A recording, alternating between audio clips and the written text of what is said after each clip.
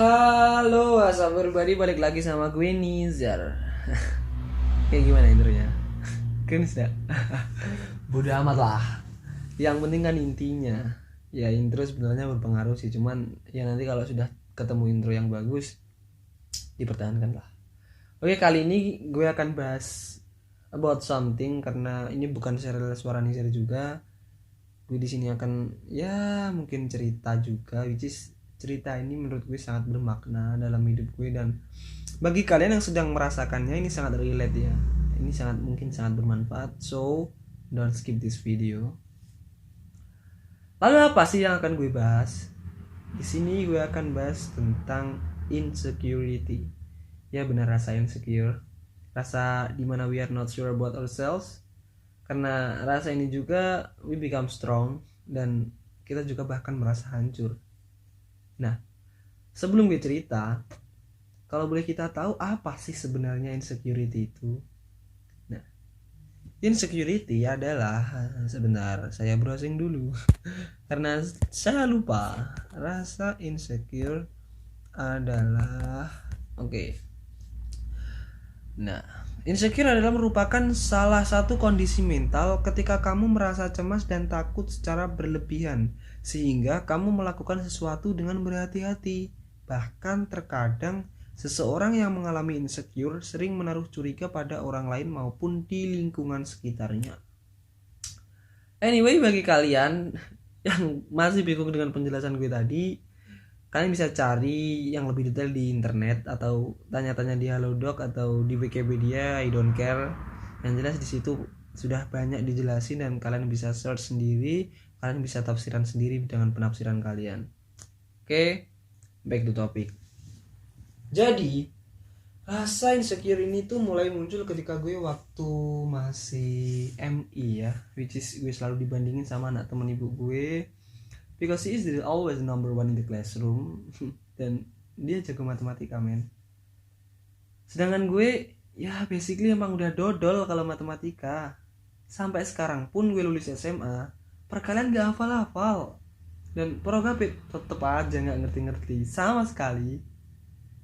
Dan waktu itu gue pun selalu disalahin sama ibu gue, karena ya peringkat gue waktu itu juga selalu kalah sama anak teman ibu gue. Sampai akhirnya gue MTS dengan membawa rasa insecure yang telah ditanamkan sejak gue MI. Gue tidak ingin kalah dengan siapapun, gue akan unggul dengan siapapun, dan gue tidak akan dianggap menjadi sampah lagi. Sedangkan ketika gue masuk MTS, problemnya menjadi sedikit lebih rumit. Karena dari sini gue mulai tahu sedikit tentang dunia luar, dan karena gue juga waktu itu mengikuti intra dan ekstra yang ya sampai di titik yang memungkinkan atau bukan memungkinkan, membuat satu sekolah mau tidak mau menjadi kenal gue. So iya banget kan. And then gue ketemu sama satu adik kelas cewek yang menurut gue waktu itu agak sedikit gemesin.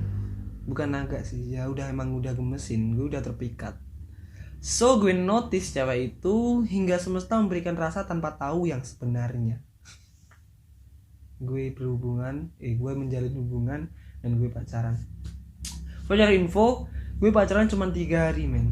3 hari. Itu pun gue tanpa ketemuan, tanpa teleponan, dan nembak gue lewat SMS.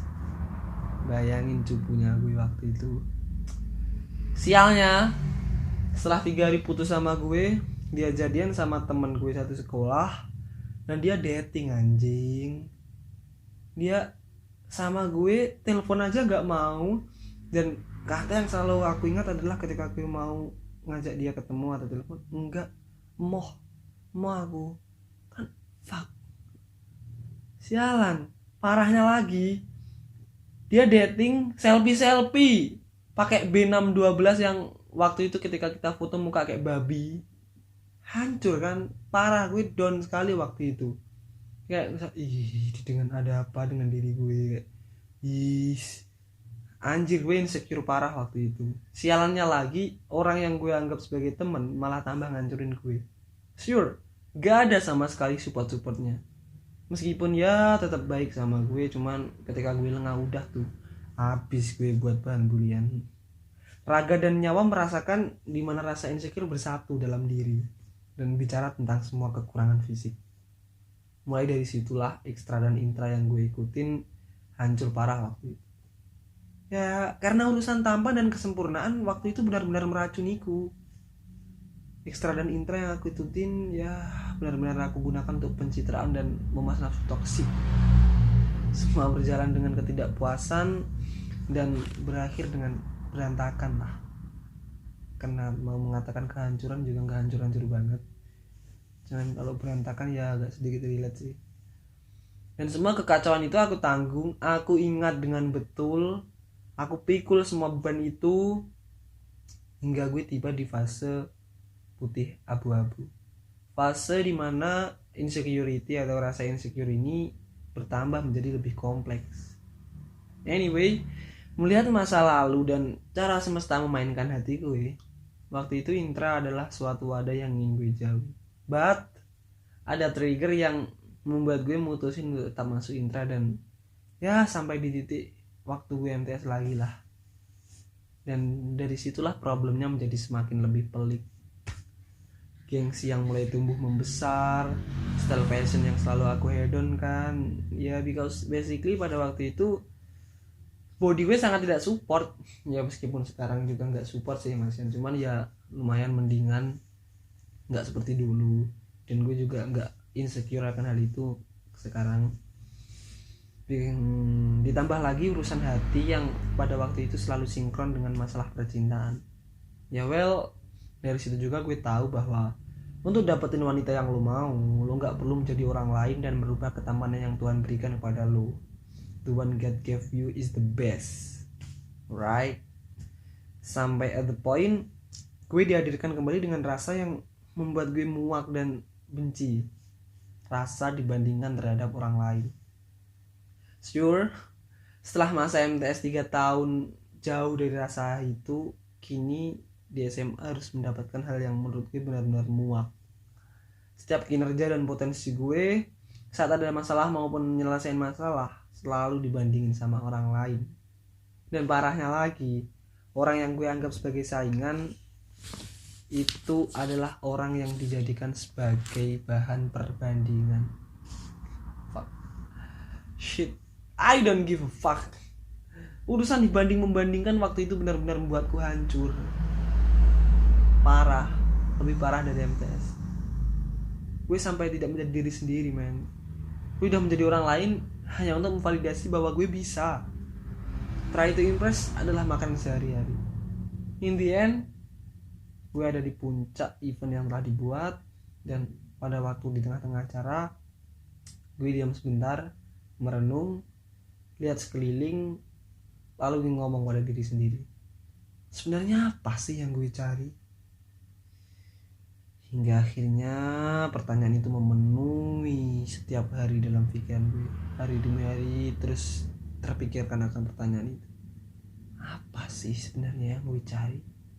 Hingga akhirnya gue lepas dari ikatan, gue freedom, hingga punya ya cuman tanggungan sekolah aja sih, nggak ada ikatan lain.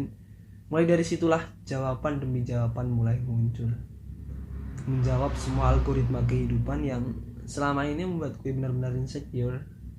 And finally gue tata ulang kembali mindset gue benahi dan tata kembali bukan finansial, cuma apa itu, relasi yang ada, dan gue pertahankan yang memang benar-benar sama gue. Financial planner waktu itu gue rombak ulang kembali, gue tentuin apa purpose gue, dan and then jadilah Nizar versi terbaik saat ini. Dan mungkin ya kedepannya akan terus berkembang sampai yang terbaik dari yang paling baik versi gue. Karena insecure adalah hak semua orang, dan this is all about mindset. Karena sebenarnya insecure juga tetap anugerah dari Tuhan. Selama yang lo lakuin tidak merugikan orang lain, tidak melanggar norma-norma dan hukum yang ada, just do it. Semua yang lo lakuin penentunya bukan standar orang lain. Dan kenapa sih? Kenapa harus selalu memikirkan standar atau indikator yang akan orang lain berikan kepada kita? Don't think about people what will say. Karena kita nggak akan bisa buat nyenengin semua orang. Dan bukan dosa mereka juga untuk tidak suka dengan kita. Itu semua bukan kehendak kita. Dan memang seperti itu caranya semesta yang nggak akan pernah bisa kita pahami. Di saat lo udah bandingin diri lo dengan orang lain, di saat itulah lo udah hina diri lo sendiri. Only God is perfect. Gue punya kekurangan, lo juga punya kekurangan. Cobalah untuk menerima itu. Lo gak sendiri, man. We are all imperfect. Belajar.